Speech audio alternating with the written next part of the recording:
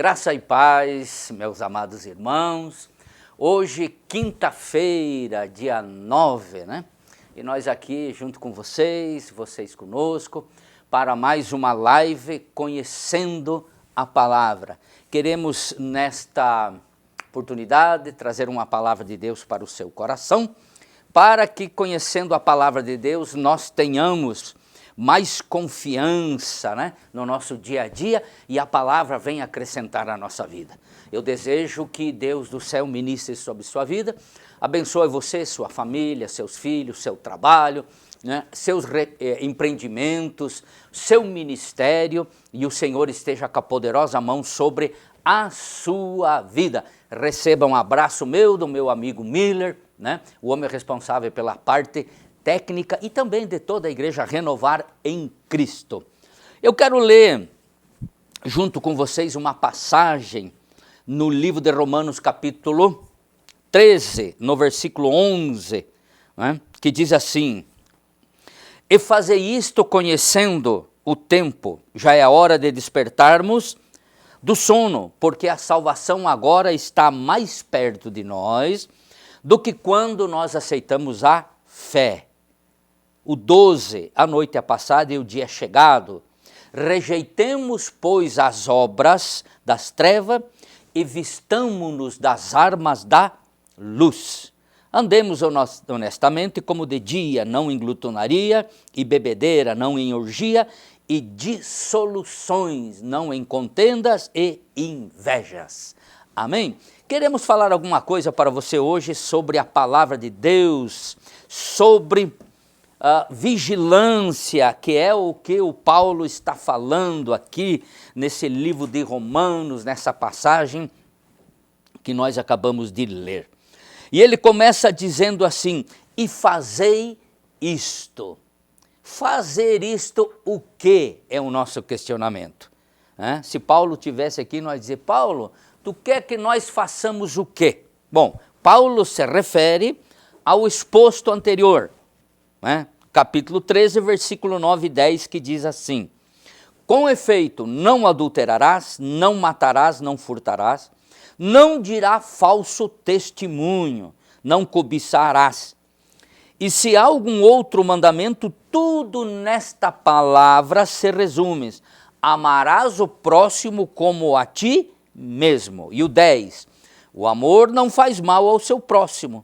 Amém? De sorte que o cumprimento da lei é o amor. Então é isso que Paulo está falando. Ou seja, Jesus tomou os 10 mandamentos, tá? E mais os 613 preceitos, 613 preceitos, né? Que os homens usavam e que colocavam em igualdade de poder com os 10 mandamentos. Jesus tomou todos esses preceitos judaicos que estavam debaixo da lei, e alguns não faziam parte diretamente da lei, mas era a lei oral, tá? E colocou debaixo da lei do amor. Tanto é que ele diz no capítulo 13, de sorte que o cumprimento da lei é o amor. Agora veja bem, se há algum outro mandamento, ele diz: se tem algum outro ensino, se tem alguma outra manifestação, se tem algum outro mandamento, tá? Isso tudo fica debaixo da lei do amor. Agora veja bem, capítulo 13, versículo 4, diz assim: Pois ela é ministro de Deus para teu bem, mas se fizeres o mal, teme, pois não traz a espada sem motivo. Ela é ministro de Deus, agente da ira, para castigar o que pratica o mal. Então vejamos só, né? As pessoas que andam por aí praticando coisas que não agradam a Deus, que estão fora do mandamento do amor, que estão fora da prática e dos ditames de ensino da palavra, porque nós temos pessoas que são extremamente zelosas, uma bênção, e dá para nós até dizer que são santas, porém dentro da igreja, né? Saindo dos domínios né, territoriais do templo, da igreja, ou dos olhares dos irmãos, eles já perdem, né, eles já se largam, né, no mundo e não estão fazendo isso que o apóstolo Paulo está ministrando e diz lá no versículo 8. Né? Agora veja bem, no 13:11 ele diz: já é a hora de despertar do sono. É hora de despertar do sono. E o sono é símbolo do quê? Inércia espiritual. É símbolo de domínio espiritual, de falta de resistência e de vigilância espiritual. Ele não está falando do sono da carne, ele está falando do sono espiritual. Muitos crentes que estão na igreja há anos, e podemos dizer até décadas, mas que ainda seu coração e a sua mente, tá? Seu espírito, seu entendimento não despertou ainda para as coisas espirituais e que precisam urgentemente de um despertar na sua vida para compreender as coisas espirituais.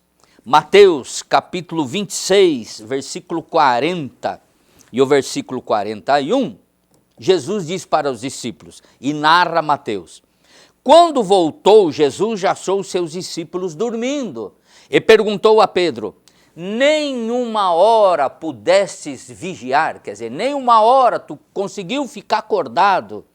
E daí diz: vigiai e orai para que não entreis em tentação. Na verdade, o espírito está pronto, mas a carne é fraca. O que Jesus estava falando? Jesus deixou eles e foi orar.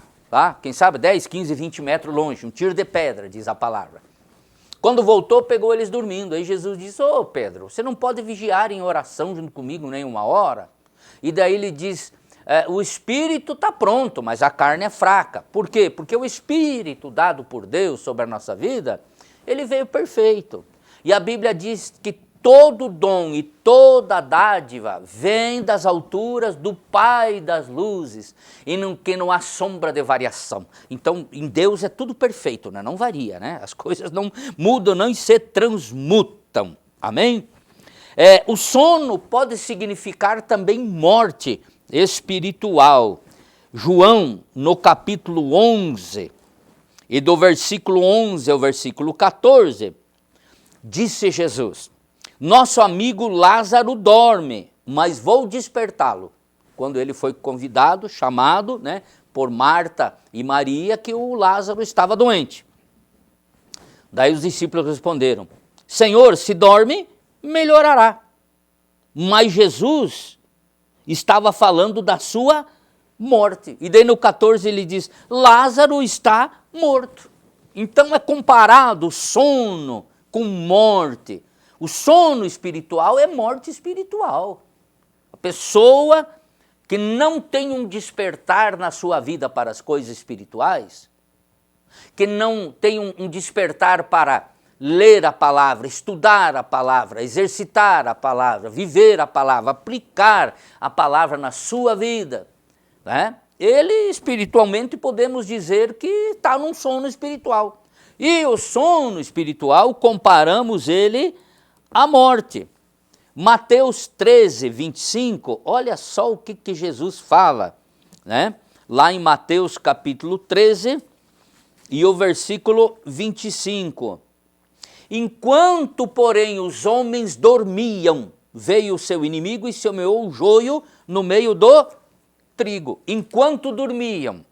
Enquanto a igreja não está num despertamento para as coisas espirituais, o inimigo pode entrar no nosso meio e semear contenda, semear heresias, tá? Semear diferenças.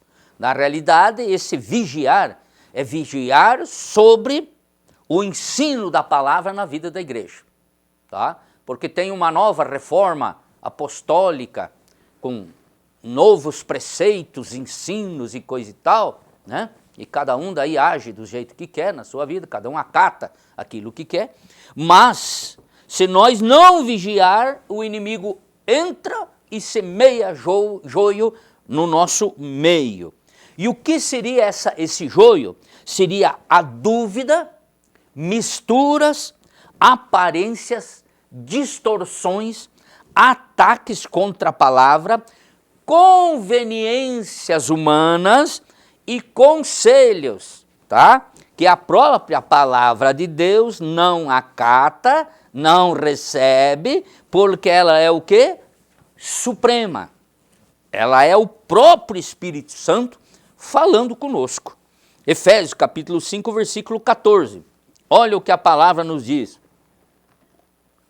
Pelo que diz, desperta tu que dormes, levanta dentre os mortos e Cristo te esclarecerá. Olha só o que está falando, desperta tu.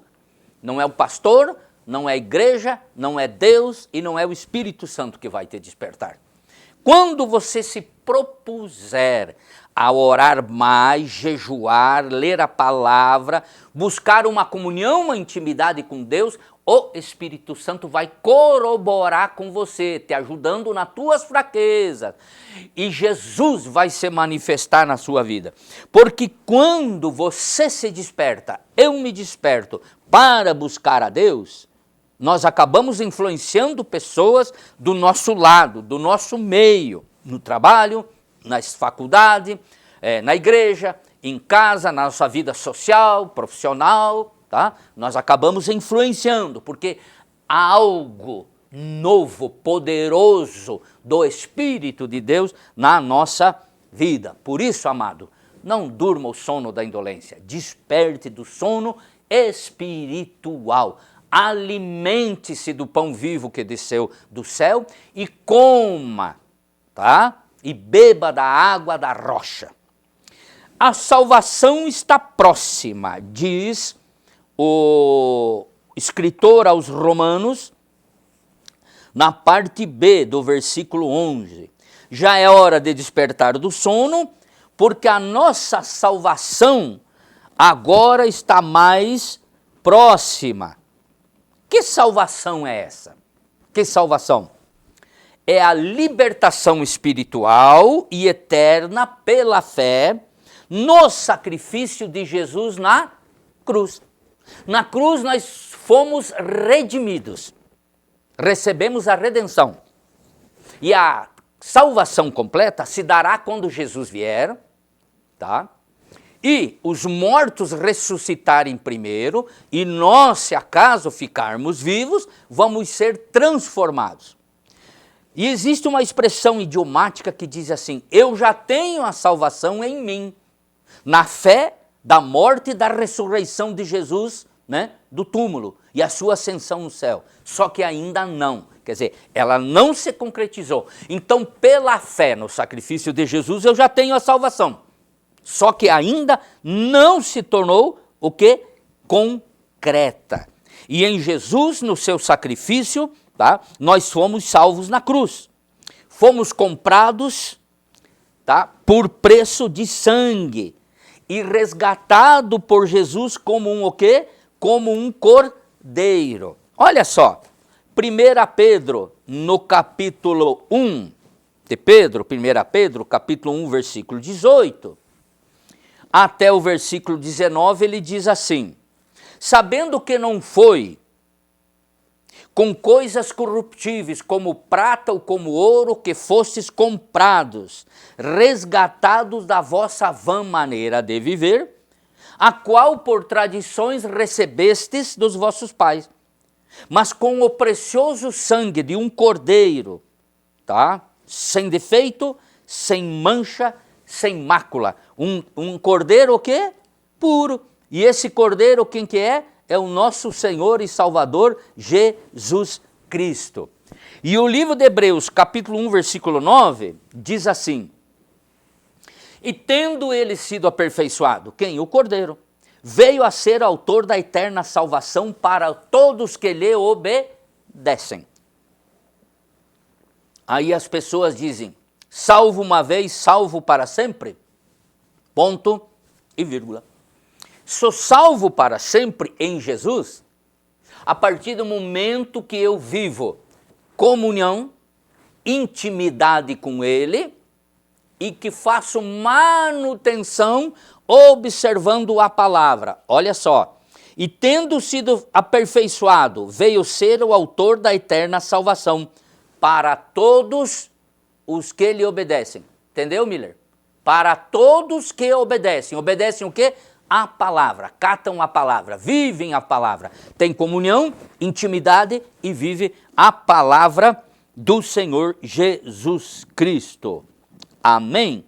A nossa redenção hoje está mais próxima do que quando nós aceitamos a Jesus Cristo. Claro, com certeza, tá? Isso é uma grande verdade. Por isso nós devemos viver pelo seu sacrifício, dignos de nele, de sermos o quê? Salvos para a sua honra e para a sua glória. 1 Tessalonicenses 5,9 diz assim: pois Deus não nos destinou para a ira, mas para alcançar a salvação por nosso Senhor Jesus Cristo. O Senhor tem nos dado a salvação por meio de Jesus. Quando aceitamos a Jesus como único e suficiente Salvador, tomamos a salvação. A redenção foi dada na cruz, tá? E realmente a concretização da salvação é quando esse corpo for transformado num corpo glorificado e nós entrarmos no céu em glória na presença de Deus. Até lá, amado, vigia. Amém? Vigia no Senhor Jesus Cristo. E daí ele prossegue em Romanos capítulo 13, versículo 12, falando sobre a noite é passada e o dia é chegado. O que significa a noite é passada e o dia é chegado? Bom, noite fala de o quê? Trevas, escuridão, falta de visão, falta de certeza, sofrimento e domínio espiritual maligno. Dá para dizer até que se a pessoa está nas trevas, ela está o quê? Na escuridão espiritual. Mas veja bem, meu amado, 1 Tessalonicenses, capítulo 5, a partir do versículo 4. Vamos fazer uma leitura. Olha só como o apóstolo Paulo, ele se insere no texto. Ele diz, vós, porém, irmãos, já não estáis em treva. Ele está querendo falar, igreja de Jesus. Você que está assistindo essa live, se você está em Cristo Jesus e tu é nova criatura, 2 Coríntios 5,17, você, porém, irmão, já não está mais em trevas, para que o dia do retorno do Senhor, vos surpreenda como um ladrão. Viu? Mas vós sois filhos da luz e filho do dia. Olha só, isso quer dizer, as trevas do mundo, as trevas do pecado, a incerteza de onde estávamos, para onde íamos, tá? E antes eu falei sobre treva, escuridão e falta de visão, foi retirada, porque o Senhor nos tirou das trevas e nos colocou na luz. E aí ele diz, todos vós sois filhos da luz e do dia. Quer dizer, a luz do Evangelho brilhou em nosso coração. A luz da palavra de Deus brilhou na nossa vida.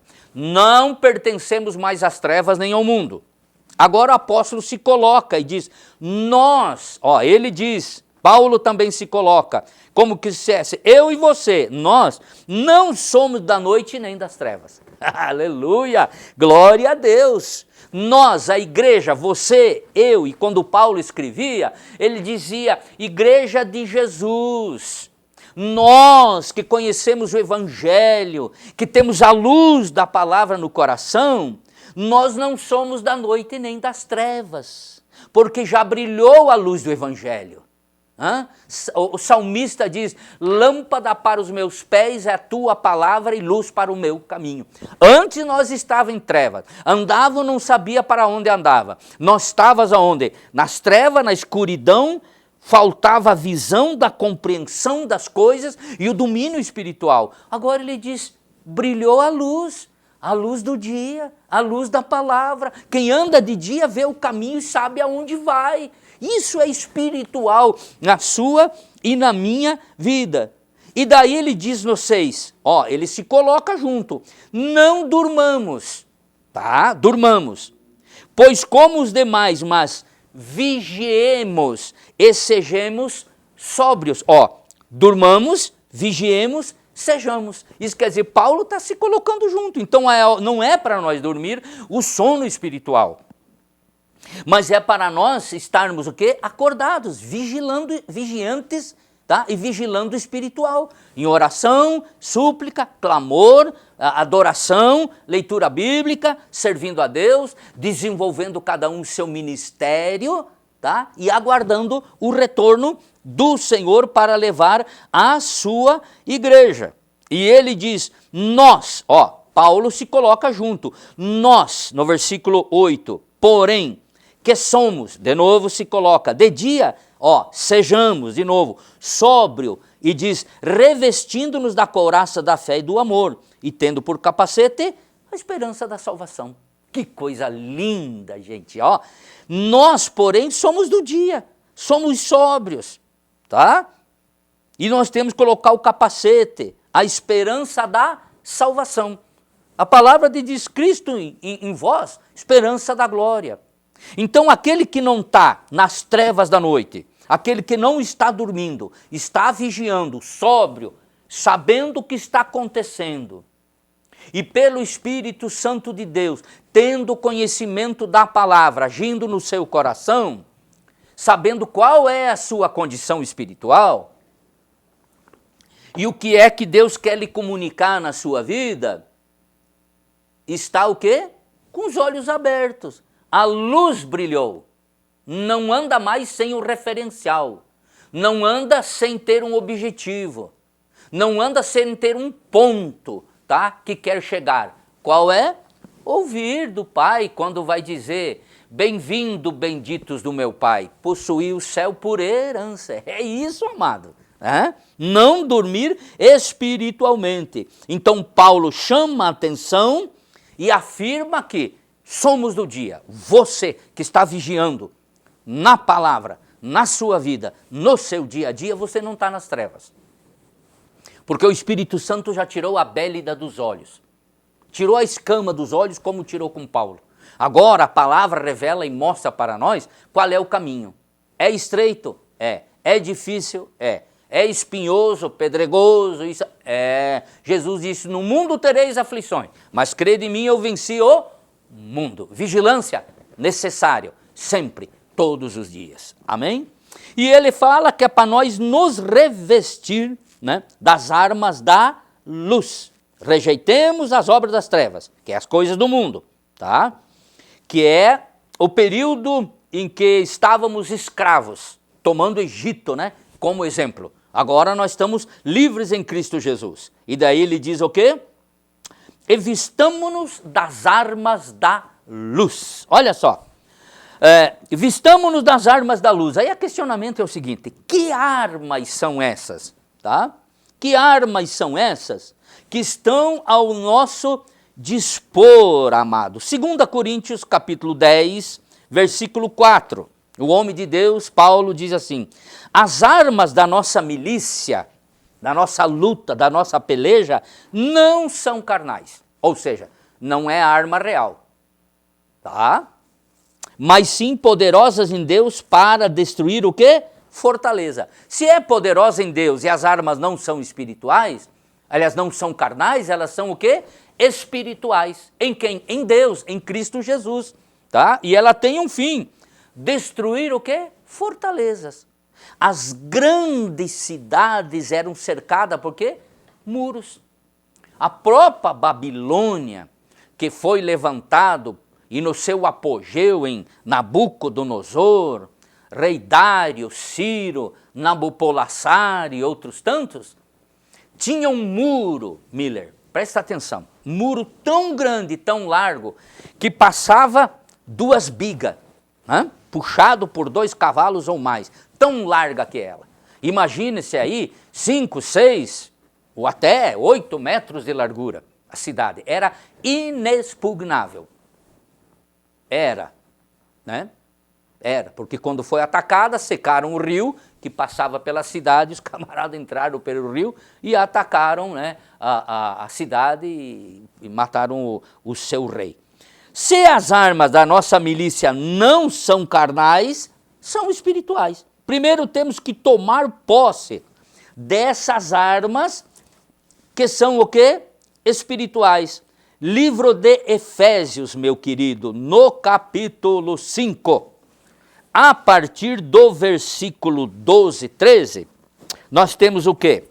Perdão, capítulo 6, versículo 12, nós temos que diz assim, no 11, revestindo-vos das armaduras de Deus para que possais estar firme contra as astutas ciladas do diabo. E o 14, estai firmes, tendo cingido vossos lombos com a verdade, vestido a couraça da justiça, calçado os pés na preparação do evangelho da paz, tomando sobretudo o escudo da fé, com o quais poder apagar os dardos inflamados do maligno. Tomai também o capacete da salvação, a espada do Espírito e a palavra de Deus. Amém? Olha só, essas são armas espirituais, tá? Agora eu acho interessante que a palavra de Deus fala no versículo 13, portanto tomai toda a armadura de Deus. Você tem que fazer um gesto de fé e nesse texto colocar a mão em cima e dizer, Pai, em nome de Jesus, eu tomo essas armaduras sobre minha vida. Cite e tome as armaduras sobre a tua vida, tá? E as armas do nosso contra-ataque, porque a melhor defesa é o ataque ao inimigo. É a tua oração, tua vigilância, teu testemunho, teu jejum, conhecimento bíblico, vivência da palavra, caráter de Cristo, para que as pessoas vejam Jesus Cristo em ti. Amém? Para que vejam Jesus em ti. Pouco mais. E aí nós temos o quê? Nós temos também armadura, fruto do Espírito, Gálatas 5, 22 e 23. Fala o quê? Em paz, amor, alegria, fidelidade, benignidade, longanimidade, mansidão, temperança e domínio próprio. O fruto do Espírito, tá? Dividido em 9 partes. Ou seja, temos que nos revestir para que as setas inflamadas do inimigo não nos acertem e também praticar o fruto do Espírito que vence a carne, tá? E que vence o eu e vence o mundo. E as armas da luz em nós dissipam toda a dúvida, todo o ataque das trevas. Por isso, viva em Cristo Jesus vigilante, meu amado. Vigie, seja sóbrio, esteja preparado para o retorno do Senhor Jesus que virá para a sua igreja. Pode ser hoje de tarde, hoje à noite, amanhã de manhã, daqui 1 ano, 3 anos e meio, 7 anos, 10 anos. Deus é que sabe. Nós temos é que estar o quê?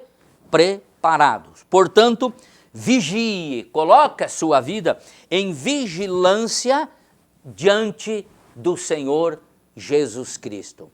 Amém? Damos graças a Deus por você ter estado conosco até o presente momento. Que Deus abençoe e ministre sobre sua vida essa palavra, sirva para fortalecer a sua fé, despertar o teu coração e você ande com Deus. Amém? Eu desejo para você um fim de semana abençoado. Não esquece, tá, meu querido?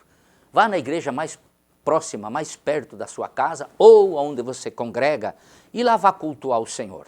Ah, também quero deixar um recado para você. Todas as terças-feiras, nós temos aqui na Renovar em Cristo, das 19h30, né, que seria 7 horas e 30 minutos da noite, até 8h30, né, 20h30, um culto chamado Nas Mãos de Deus.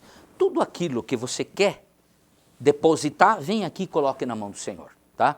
Seu problema familiar, necessidade de trabalho, financeiro, espiritual, lutas que enfrentamos, opressão, depressão, problema de saúde, em todas as áreas, espirituais, ataques, tá?